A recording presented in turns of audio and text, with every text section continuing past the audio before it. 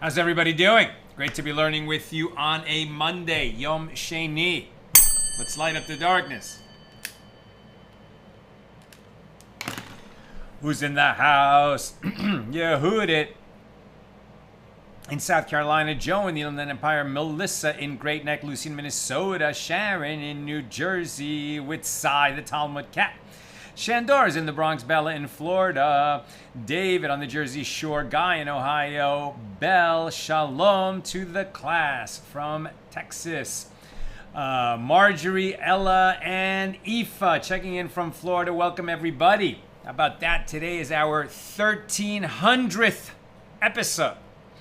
The Talmud contains, the Talmud Bavli, 2,711 pages. So we are about 56 episodes, about 56 pages from the halfway point of our journey, our Daf Yomi journey through the Babylonian Talmud. Pretty exciting, and the class has really come a long way. All right, quick announcement. Tomorrow's class is going to be an hour late. Okay, so tomorrow, instead of 6 p.m. Pacific, it's going to start at 7 p.m. Pacific. 1 hour late. I have a meeting that I cannot work around. So 1 hour late tomorrow. Okay.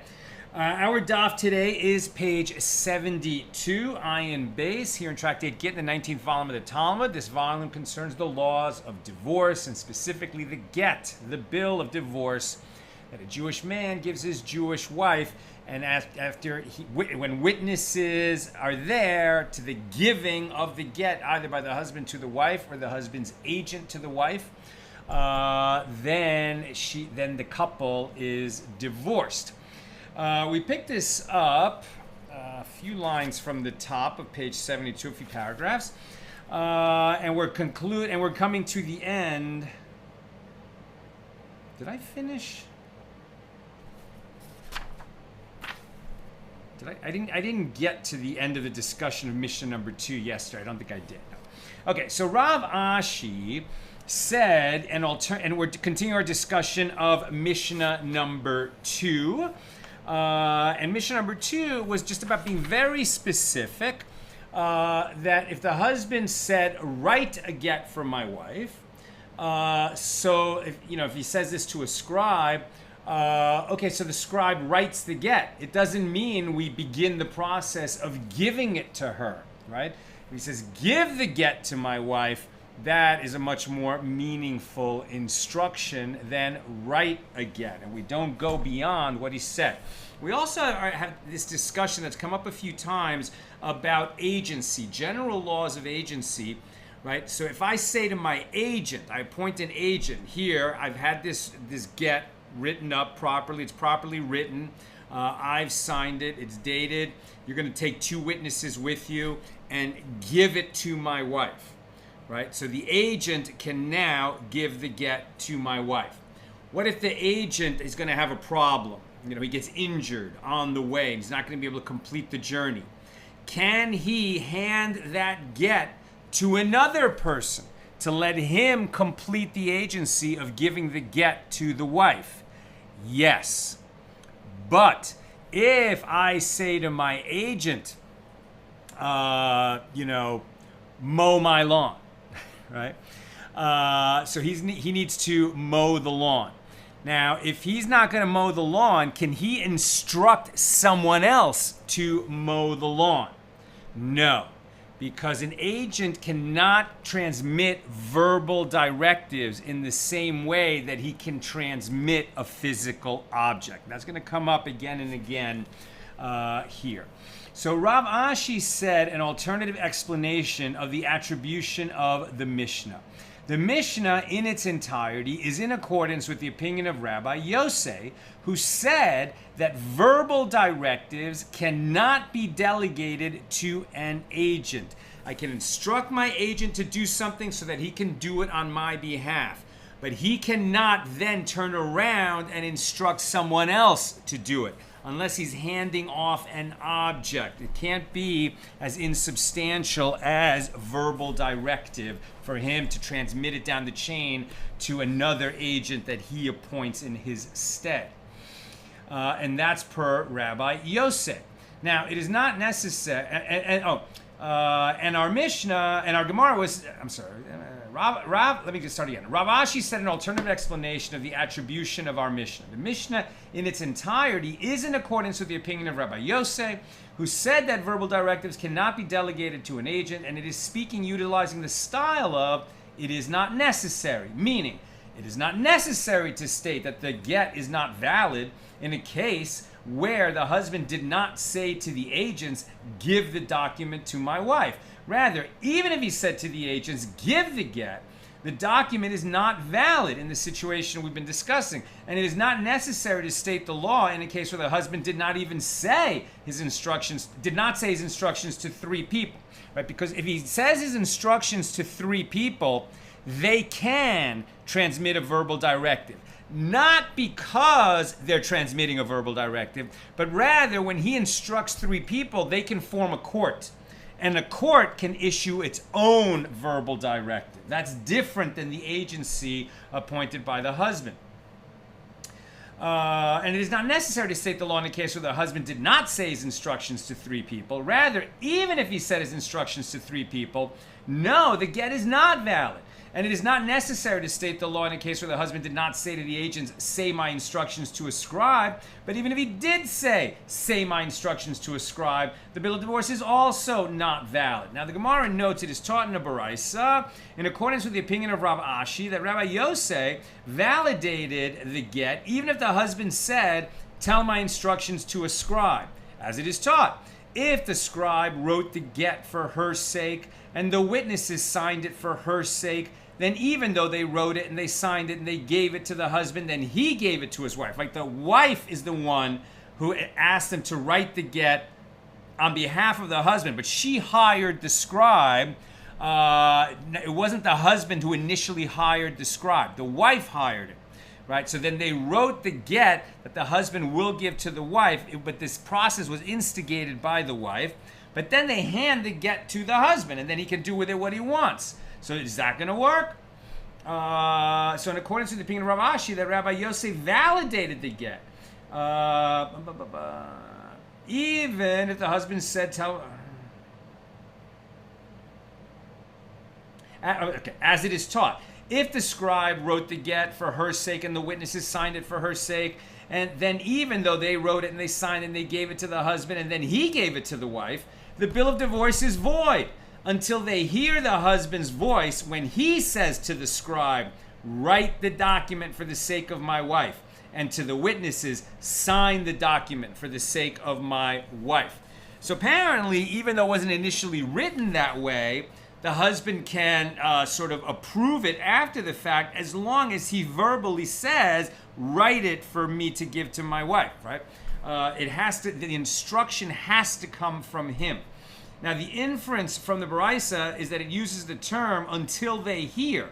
And this serves to exclude the opinion of the one who said that Rabbi Yosef concedes in a case where the husband says, say my instructions to the scribe, because the scribe and the witnesses must hear the husband themselves. Furthermore, the Baraisa uses the term, his voice, to exclude that which Rav Kahana says that Rav says that a husband may issue written instructions to the scribe and witnesses. According to the Baraisa, the instructions must be verbal. And that concludes our discussion of Mishnah number 2 here in chapter 7. Let's go to Mishnah number 3. If one says to his wife, this is your get if I die, or this is your get if I die from this illness that I have right now, or this is your get after my death, then in all 3 cases of these statements, it is as if the husband has said nothing. Nothing. Right? This is your get if I die, or this is your get after I die. Meaningless, because once he's dead, she's a widow. Divorce can't happen after the husband dies.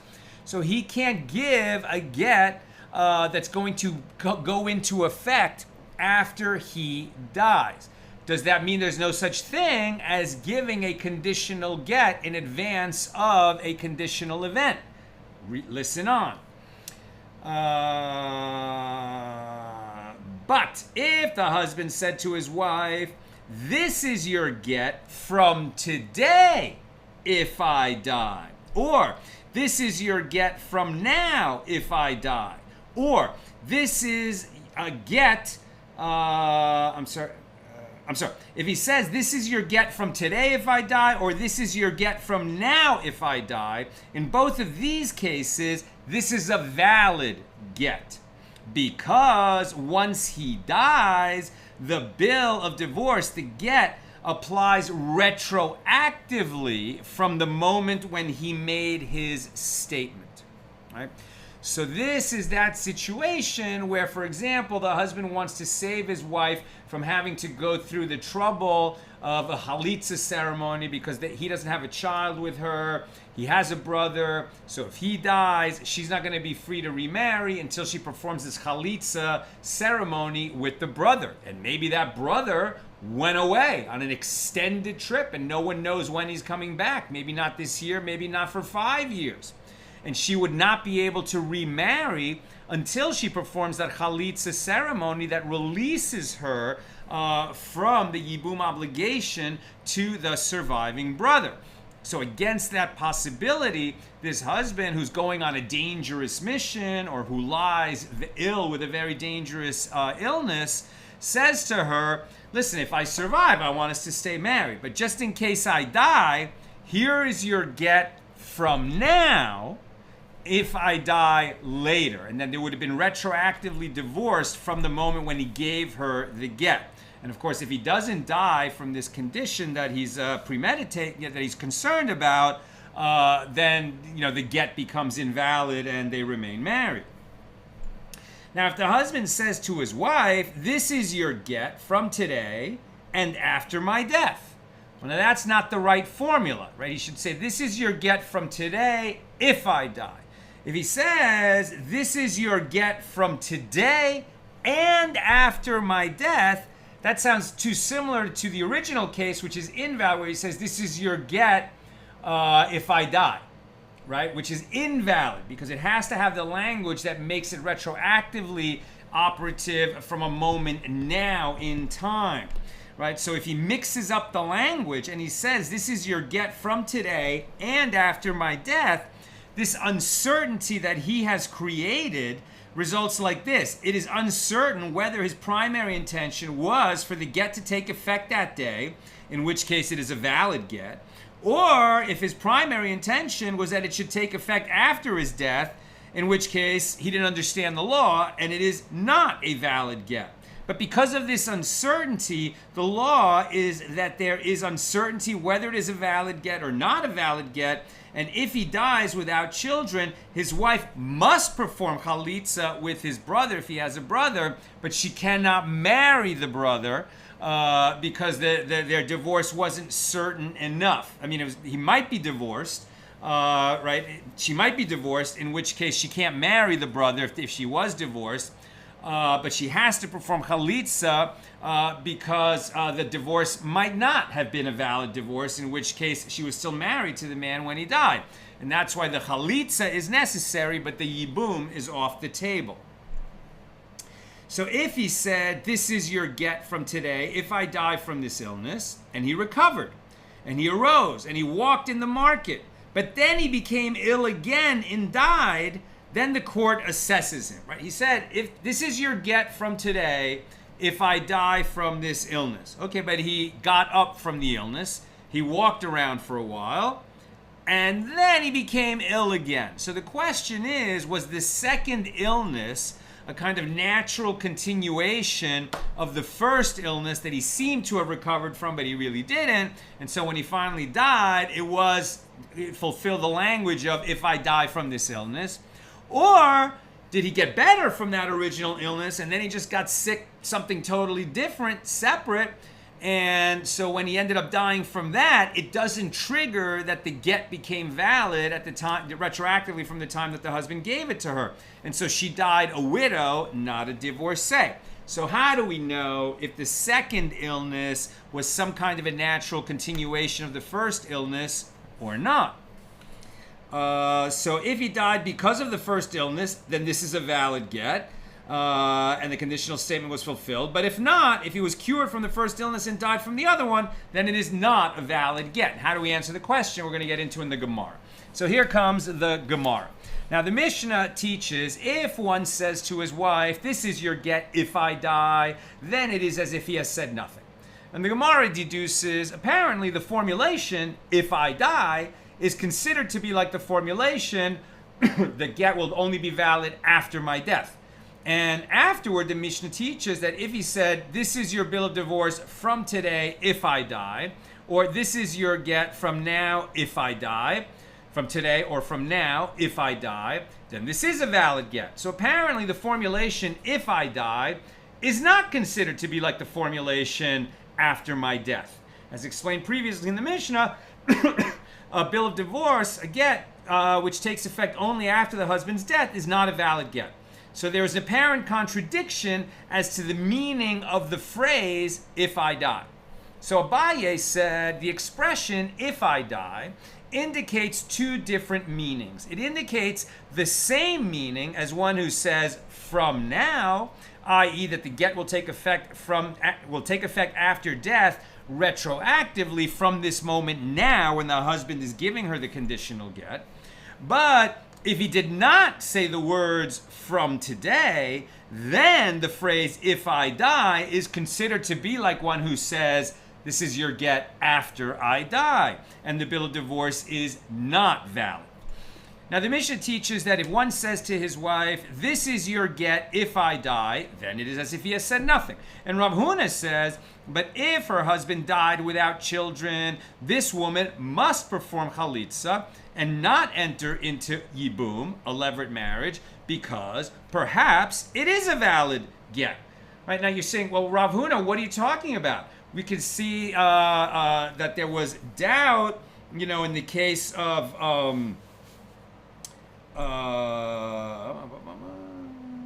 when he created a doubt when he said, this is your get from today and after my death, right? Because he used phrases, from the correct language of from today if I die, but he didn't say if I die, he said after my death. So that created uncertainty, and we force her to perform halitza, but don't allow her to perform yibum with the brother. But now Rav Huna says that in the first case of the Mishnah, this is your bill of divorce if I die, without the language of from today or from now, which the Mishnah says it is as if he has said nothing. So if it is as if he has said nothing, why are we going to force her to perform halitza, which you don't normally only do in cases of uncertainty, like maybe she was divorced and maybe not? Right? So Rav Huna says, but if her husband died without children, this woman must perform halitza. And the Gemara raises a challenge, but isn't the expression, it is as if he has said nothing, taught in our Mishnah? And the Gemara answers, the Mishnah means that it is as if he has said nothing with regard to the fact that she is still forbidden to everyone after the death of her husband and is bound by the levirate bond. And she is also forbidden to the yavam because perhaps the bill of divorce was valid, in which case she has no levirate bond. Right? So it doesn't create a divorce, but it creates enough uncertainty that it's going to have an impact if the husband died childless and left a brother. Now the Gemara raises a challenge, but since the latter clause of the Mishnah teaches that in those cases of uncertainty she must perform halitza, so by inference it appears that in the cases of the first clause she may also enter into yibum, indicating that in those cases the bill of divorce is definitely not valid, right? The Gemara is saying, well, if he said this is your bill of divorce, this is your get if I die, and the Mishnah says this is as if he has said nothing, okay, so then no divorce was created. So then if the man dies and leaves a brother and the man never had children, so she has the option and the brother has the option of performing yibum because they were never divorced. So why not allow them to perform yibum? If that get with the language of this is your get if I die, if it truly means nothing, then why shouldn't yibum remain on the table? I don't know. So the Gemara answers, this is not a challenge to Rav Huna's opinion, as the Mishnah is in accordance with the opinion of the rabbis, that this kind of conditional bill of divorce is invalid and she may enter into yibum, right? So according to the majority, correct. If the husband said, this is your get if I die, it is as if he has said nothing. The couple is married. They are not divorced. There's no possibility that they were divorced. And if the man then dies, childless and leaves a brother, so the wife and the brother can perform yibum, right? Levirate marriage. But Rav Huna was not explaining the words of the Mishnah. The statement that he said is in accordance with the opinion of Rabbi Yosef, who says a principle. The date written in a document proves when it takes effect. Therefore, since the bill of divorce bears that day's date, it takes effect immediately, even though it is not stated explicitly. So is Rabbi Yosef saying that as a general matter, the date of a document that doesn't have language like this document will take effect on such and such a date, but rather the document just says, I hereby give you these 20 acres, and I put a date on that document, well then as of that date, that's when I made you the gift of 20 acres. That's what Rabbi Yosef is saying as a general matter. So if the husband says, here's your get if I die, which the majority says that's a meaningless get, it means nothing. But perhaps, according to Rabbi Yosef, since there's a date on the document, we should be concerned that it's like he said, this is your get from now if I die. Because even though he didn't say from now, the fact that the get is dated implies that it has the kind of substantive meaning as if he said from now. So the Gemara challenges, if Rav Huna's statement is in accordance with the opinion of Rabbi Yosef, then the woman should also not require halitza, as in his opinion, the bill of divorce is entirely valid. And there is no levirate bond at all. It's not that there's an uncertainty where we're going to require that she perform halitza but not allow her to perform yibum. Rather, according to Rabbi Yosef, she's divorced. If she's divorced, there's no yibum at all. No halitza, no yibum. And if you would say that Rav Huna is uncertain if the law is in accordance with the opinion of Rabbi Yosef, or if the law is not in accordance with the opinion of Rabbi Yosef, and on account of this he was stringent in accordance with both opinions, i.e., the one which requires chalitza and the one which forbids yibum, so this also presents a difficulty. But is Rav Huna, in fact, uncertain about the application of Rabbi Yosef's principle? But when Rav bar Avu was ill, Rav Huna and Rav Nachman entered to visit him. Rav Huna said to Rav Nachman, ask of him, Rav bar Avu, is the law in accordance with the opinion of Rabbi Yosef, or is the law not in accordance with his opinion? And Rav Nachman said to Rav Huna, I do not know the reason for the opinion held by Rabbi Yosef, and you ask me to ask Rabbi bar Abba the halacha, the law? Rav Huna said to Rav Nachman, you ask him the law, and I will tell you the reason for the opinion held by Rabbi Yosef afterward. So Rav Nachman asked of Rabbi bar Abu what the law is. And Rabbi bar Abu said to him, so said Rav, the law is in accordance with the opinion of Rabbi Yosef, right? That a date on a document makes it effective as of that date. Now, this conditional language, of course, is going to throw a monkey wrench into that, but let's keep going.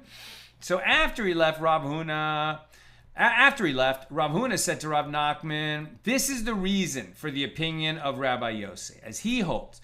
The date written in a document proves when it takes effect.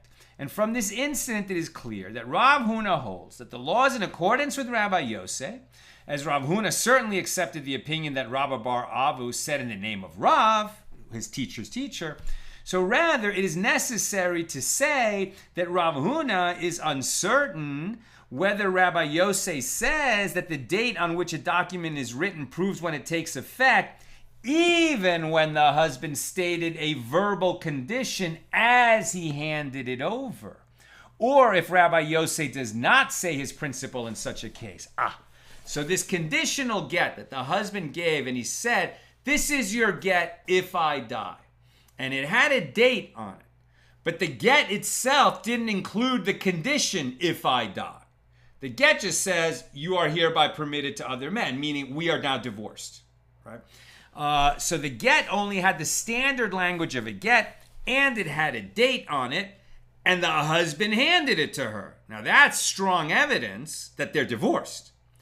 But the husband made a verbal stipulation as he handed over the get, saying, well, this is your get if I die. Now, we've already said that formula, this is your get if I die, according to our Mishnah, this husband has said nothing at all. There is a paper get that he gave to the wife. According to Rabbi Yosef, it has a date on it. It's a get that he handed over. They should be divorced as of that moment. But there was this verbal stipulation. The Mishnah seems to imply, therefore, there's nothing has happened. This get is not valid.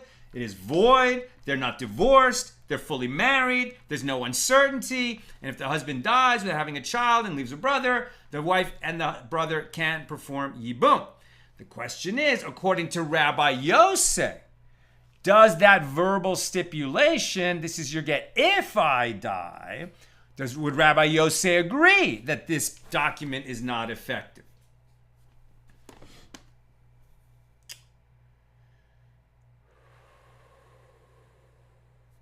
Now we're on 72b. The Gemara asks, but is Rav Huna uncertain with regard to this matter? Actually, let's look somewhere else where it seems that Rav Huna was not so uncertain. Didn't we learn in a Mishnah on page 76, right? So we'll encounter it in 4 days. If one, God willing, if one says to his wife, this is hereby your get, if I have not come back here from now until the conclusion of 12 months, and he died within 12 months, then it is not a valid get, because the get does not take effect until the end of the 12 months, which is after the husband died. So as a result, she is bound by a levirate bond if her husband has no children. Again, look at the case. The husband is going to war. So he's not sure if he's going to come back. And his body might disappear and there might be no one to testify that he has died. So he gives his wife a get and he says, if I don't get back here in 12 months, you're divorced from today, right? He's going to have to say from today, but he didn't say that. He says, this is your get if I don't come back in 12 months. Okay. During the 12 months, he dies. And there's witnesses that he died. So, what does this get amount to? Nothing. Was he divorced from her before he died? No. The conditional get only takes effect at the end of 12 months. He died before that. At the moment that he died, she became a widow. And this conditional get that never vested is meaningless. As a result, she is bound by a yibum bond if her husband has no children. And it is taught with regard to that Mishnah, our rabbis disagree. And they rendered it permitted for her to marry because they are of the opinion that there is no levirate bond in this case. Now that's interesting.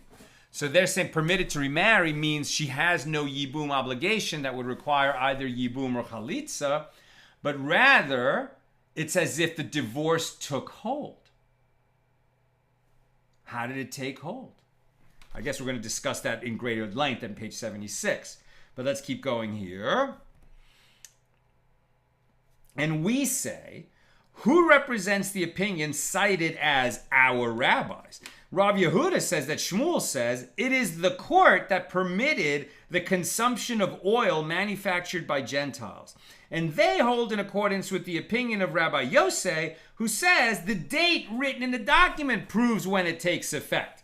Right? So this earlier court that issued some lenient rulings that later sages were not happy about, agrees with this idea of Rabbi Yosef that since he gives this get that says the get is dated today, and it says this is your get if I don't come back in 12 months, he doesn't say this is your get from now, but there is a date on the get, so that maybe is enough for that conditional get to vest as of that date. And so the fact that he died during the 12 months, of course, means he doesn't come back at the end of the 12 months. And based on all of that, the get is retroactive to when it was written, as evidenced by that date that was on it. And therefore, she was divorced retroactively. and she has no yibum obligation to the brother. So rather, it is necessary to say as follows. Rav Huna, so given these extra proofs, what does this lead us to understand? Rav Huna is uncertain if the law is in accordance with the opinion of Rabbi Yosef when the husband adds a verbal condition when giving the get, or if the law is not in accordance with Rabbi Yossi's opinion in such a case. Right? Rabbi Yossi says the date on the document proves when it becomes effective. But does that law apply when at the time of the giving of the get, the husband made a verbal stipulation? It seems that Rav Huna is uncertain.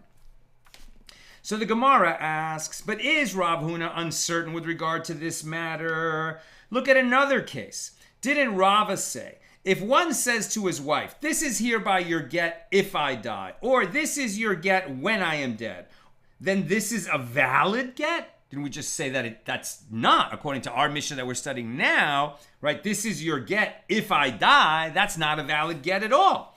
But it seems like Rava said, this is hereby. Or maybe the word hereby is like from now. Maybe that's what's going on here, right? This is hereby your get if I die, or this is your get when I am dead, then this is a valid get?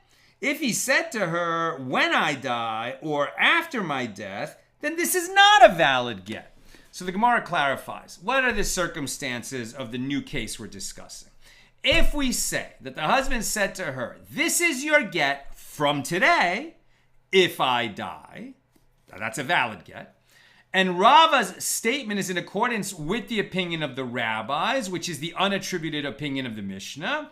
Is it necessary that this law be said by Rava, who is an Amora, a rabbi of the Gemara, the later period, as opposed to a rabbi of the Mishnah, the earlier period? But didn't we learn explicitly in the Mishnah that if he said, this is your get from today, if I die, then it is a valid get? But rather, is it not speaking about a case where he did not say the term from today? And when he did not say from today when he gave the get. And Rava's statement is in accordance with the opinion of Rabbi Yosef, that relies on the date, as if it was that the date on the get is the equivalent of saying from today. Conclude from it that the law is in accordance with the opinion of Rabbi Yosef. Now the Gemara answers, it is obvious to Rava that the law is in accordance with the opinion of Rabbi Yosef, even when the husband added a verbal condition. But according to Rav Huna, it is uncertain whether or not this is the law.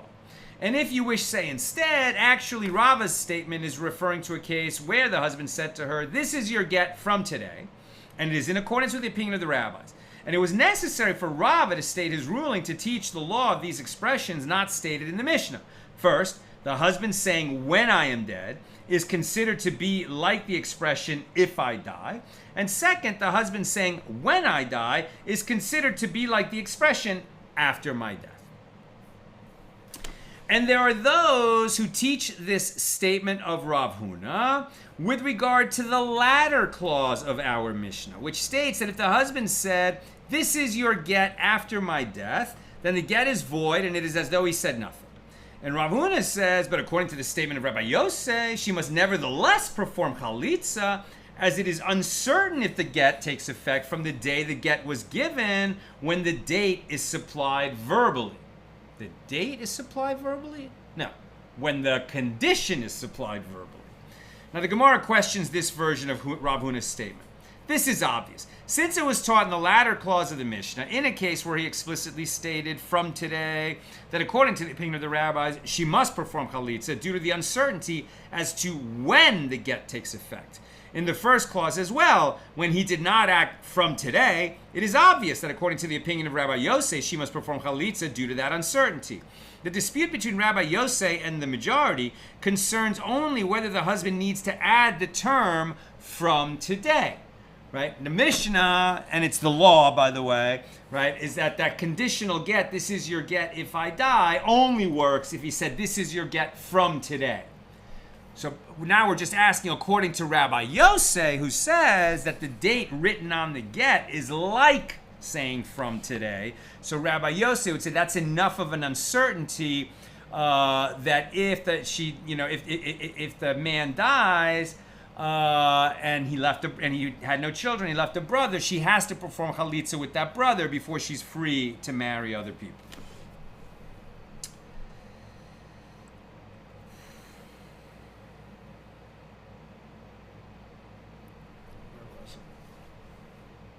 Right. Now the Gemara questions this version of Rav Huna's statement. This is obvious, since it was taught in the latter clause of the Mishnah, in a case where he explicitly stated from today that according to the opinion of the rabbis, she must perform halitza due to the uncertainty as to when the bill of divorce takes effect. In the first clause as well, when he did not add from today, it is obvious that according to the opinion of Rabbi Yossi, she must perform halitza due to the uncertainty. So the Gemara adds, his statement is necessary, lest you say that with regard to this, Rabbi Yosei holds in accordance with the opinion of Rabbi Yehuda Hanasi, Rebbe, who says it is a proper get and she is not even required to perform chalitza. Therefore, Rav Huna teaches us that Rebbe does not hold in accordance with the opinion of Rabbi Yosei, and Rabbi Yosei does not hold in accordance with the opinion of Rebbe. Right? Rebbe says, now, this get is not valid. If he said, this is your get if I die, it is not valid. Doesn't matter whether there's a date on it or not a date on it. This is just totally as if he said nothing. No divorce was created. No possibility of divorce was created. And if the man dies and leaves a brother and no children, then the wife can perform yibum. She can marry the brother. Or they can perform halitza if they want to, but the yibum option remains on the table according to Rebbe. Perhaps Rav Huna would say maybe there's some uncertainty whether divorce was created, so she has to perform halitza before she's free, but we're not going to allow yibum. Remember that allowing yibum is a big deal. The Torah stipulates that yibum is performed, or the yibum option is performed, because the man died childless. But this overrides the negative Torah prohibition, a commandment, that a woman is not permitted to marry her husband's brother even after her husband dies. Right? If he did have children, then yibum is off the table. She can never marry her husband's brother even after her husband dies. We override that law if the husband died childless, but we're not going to override if there's any kind of a doubt. Now the Gemara explains, Rebbe does not hold in accordance with the opinion of Rabbi Yosei, as it teaches in a baraisa, if the husband said, this is your get from today and after my death, not from today if I died, but from today and after my death. That's a nonsense combination that was spelled out in our Mishnah. That creates uncertainty. We don't know what he was trying to say. So she has to perform halitza and there's no yibum. So Rebbe says a case like this is a valid bill of divorce and there is no need for the wife to perform halitza. Okay, so that shows you how lenient Rebbe is in understanding this, whereas the majority said, no, we're not sure if a divorce was created. Rebbe is saying a case like this is a valid bill of divorce. If he says this is your bill of divorce from today and after I die, Rebbe understands that as this is your bill of divorce from today if I die. And he ignores the fact that and after I die was the incorrect formulation. By emphasizing the term like this, Rebbe intends to exclude the opinion of Rabbi Yosei, who is uncertain with regard to the matter. And similarly, Rabbi Yosei did not hold in accordance with the opinion of Rebbe. As it teaches in a Mishnah, Rabbi Yosei says a case like this is a valid bill of divorce to exclude the opinion of Rebbe. Now the Gemara cites the Baraisa and Mishnah that demonstrate the difference of opinion between Rebbe and Rabbi Yosei. What is the opinion of Rebbe? Right, we've been talking around it. Let's actually get into that. What is the opinion of Rebbe? As it is taught in a Baraisa, if a husband says to his wife, this is your get from today and after my death, then there is uncertainty whether it is a bill of divorce or whether it is not a bill of divorce. And the wife must perform halitza with the surviving brother if her husband had no kids before he died. This is the statement of the majority, of the rabbis. Rebbe disagrees with the majority and says a case like this is a valid get without any uncertainty, and therefore there is no need for the wife to perform halitza. She was divorced from him by this conditional get that works, according to Rebbe, but not according to the majority, and the law is like the majority. Now, what is the opinion of Rabbi Yosef? As we learned in a Mishna on page 76, if one says, write and give a get to my wife, if I have not returned here after 12 months, the court writes the get within 12 months and gave it to the wife after 12 months, it is not a valid get. But Rabbi Yosef disagrees and says a case like this is a valid get. Now the Mishnah teaches, if one says to his wife, this is your get from today, if I die from this illness that I have now. And then he recovered, and he arose and he walked around in the marketplace, right? He felt well enough to leave his house. But then he became ill again and he died. So then it must be assessed whether he died from the first illness, and it is therefore a valid get. But if he did not die from the first illness, then it is not a valid get. So we have to understand, when he fell ill the second time, was that illness a natural extension of the first illness? In which case the conditional get worked, because he said, if I die, this is your get from today if I die of my illness. And so even though he got better, but then he had a relapse, right? Then it's the same illness. So then they were divorced, and she was divorced before she became a widow. But if the second illness really had nothing to do with the first illness, then the divorce never took place, and she only became a widow.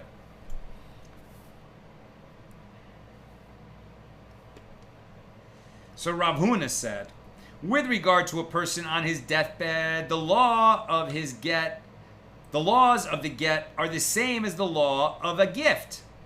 The sages instituted that when a person on his deathbed gives a gift, no formal act of acquisition is required. Normally, if I say, I'm going to give you my car, I hereby give you my car. Did you legally take possession of the car as a result of my statement? No. According to Jewish law, you have to perform a kinyon, some kind of act of acquisition. A perfect act of acquisition for that would be, I hand you the keys. Now, maybe that's enough. It probably is. But just to make sure, you get in the car and you drive it, 3 feet, that car's yours. You made a formal act of acquisition. But if the only thing that happened was, I hereby give you my car as a gift, but you didn't make an act of acquisition, you didn't acquire it. Unless I was on my deathbed, God forbid, when I said, I hereby give you my car. Now, because we want to fulfill the dying wishes of a person who is on death's door, we allow that gift to go forward, even without the kinyon, the formal act of acquisition. Now, how is this going to touch on the law of divorce?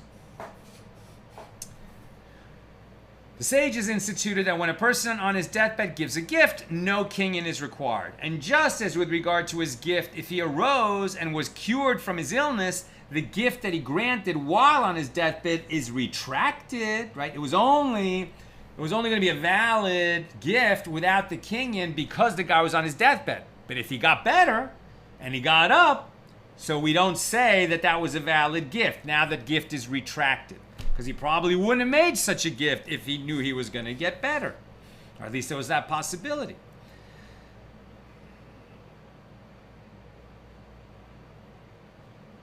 So just as with regard to his gift, on his deathbed gift, if he arose and got better, we retract the gift. So too with regard to the get of a dying man, if he arose and was cured from his illness, the get is retracted and nullified, as he gave his wife her get only because he thought he was about to die and he wanted to exempt her from having a levirate bond to his brother. So Rav Huna continues, and just as in the case of his get, where even though he did not explicitly say his full intention, because we already saw that a man on his deathbed doesn't have to say, bring me a scribe. Scribe comes. Write a get from my wife. Scribe writes the get. You guys go deliver that get to my wife. You don't have to go through all those steps if you're on your deathbed. On your deathbed, if he says, write a get from my wife, we understand that's what he wants done, and we follow his instruction, right? We already covered that. But then what happens if he gets better, right? That's the question. And just as in this case of his get, where even though he did not explicitly say his full intention, once he said, write the get, his statement is interpreted to mean that the court should give the get to his wife, even though he did not say the word give it, which a healthy man would have to say. But this man on his deathbed, once he says, write a get for my wife, we follow his instruction because he's a dying man.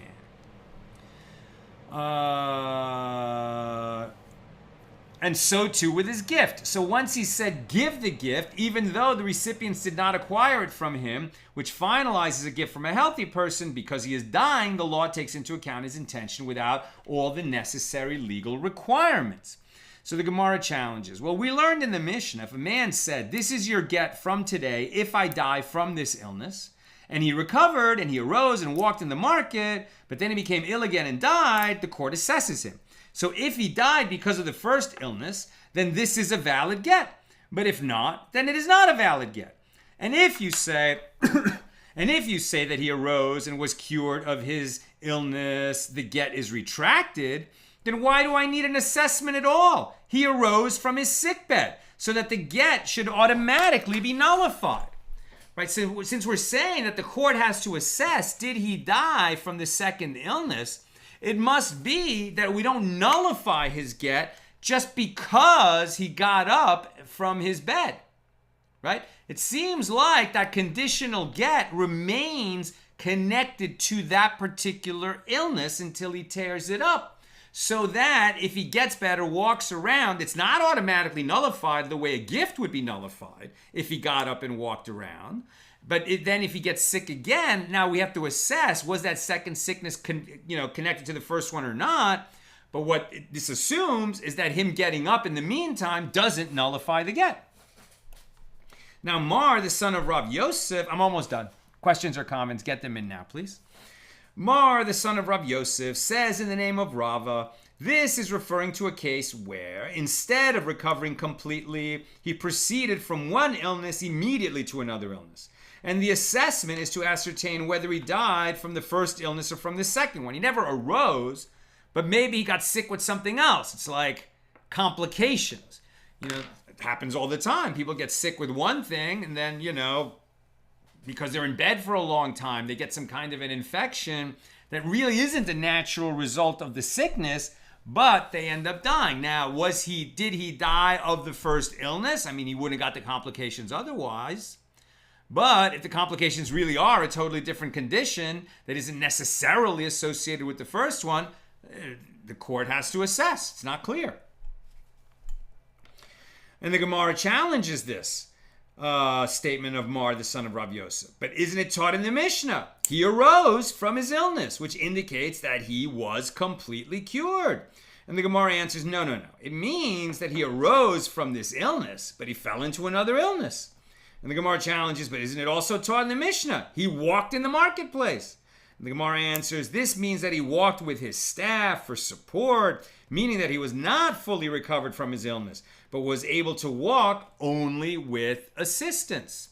So, how do we assess whether the second disease was really an extension of the first, in which case the conditional get, if I die from this illness, this is your get from today, means that it vested and they became divorced retroactively from that moment, or if the second illness really was its own illness, in which case he arose and was cured from the first illness, he didn't die of the first illness, in which case the get was torn up and she became a widow. How does the court make that assessment? Tune in tomorrow. Not at the regular time of 6 p.m. Pacific, but rather 1 hour later. Tomorrow's class is going to be 1 hour later at 7 p.m. Pacific. Okay, let's check a couple of comments and questions.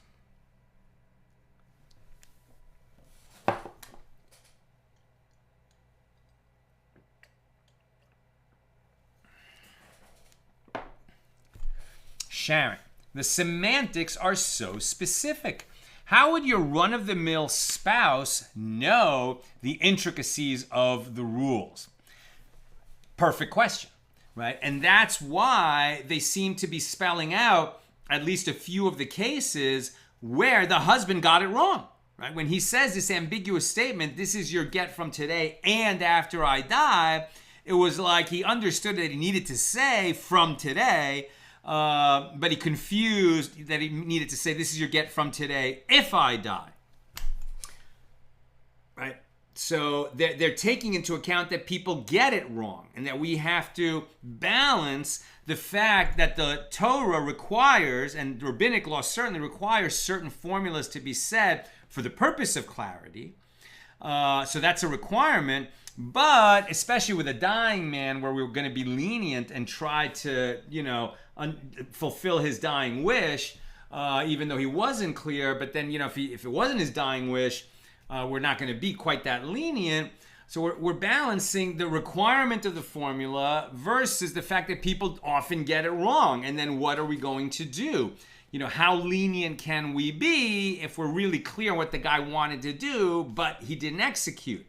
I mean, what this really is, right, is an argument for, in a court of law, you got to have a lawyer. In a rabbinic court, you got to have a rabbi helping you, and you've got to consult with your rav, right, with your paskening rabbi, your rabbi who understands the law, if you want to, enter into a contract, have a divorce, get married, buy a house. I mean, like whatever you're going to do, you need the consultation with the experts.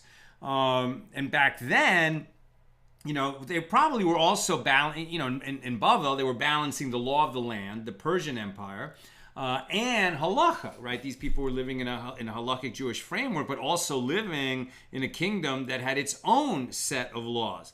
Now, these codes were quite complicated. Maybe not as complicated. There wasn't the multiplicity of laws that we have today.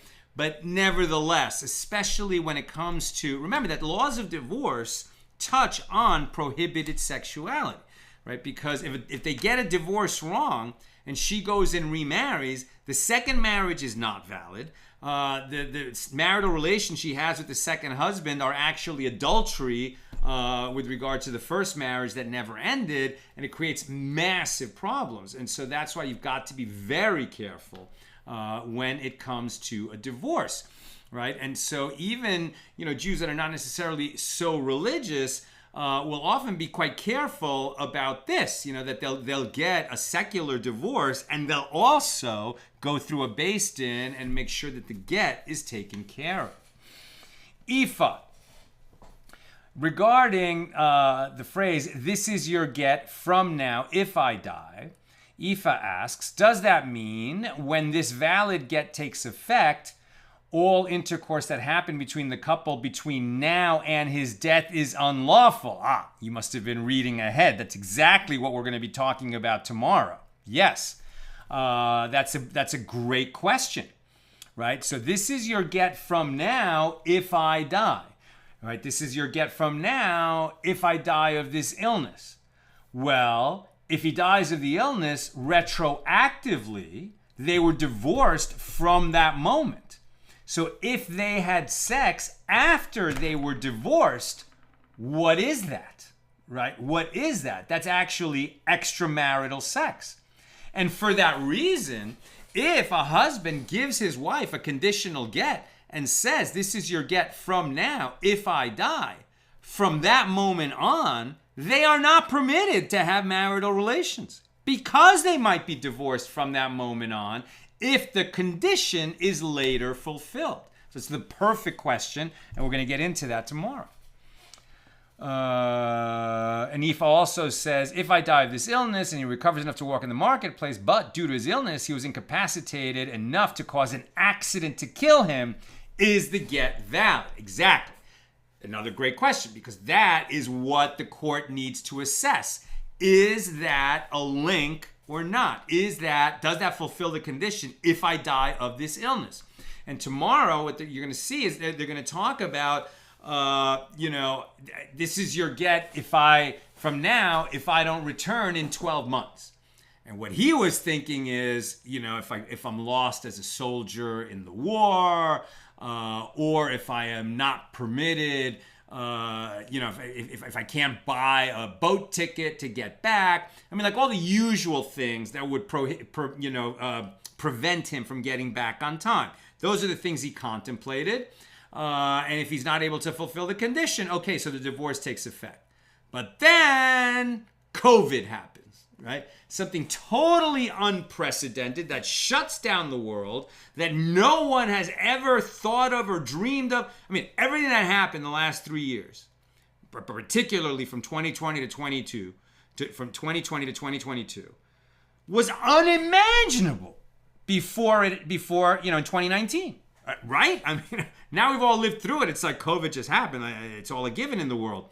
But all of us, before COVID happened, and that the whole nation, the whole world would be shut down, we'd all be in our houses and not leave for weeks and months on end. Nothing like that ever happened in our lifetimes. It was unimaginable. So somebody says, this is your get from today, if I don't return in 12 months, and what prevented him from coming back was an unprecedented event like that. Was that condition fulfilled or not? Tune in.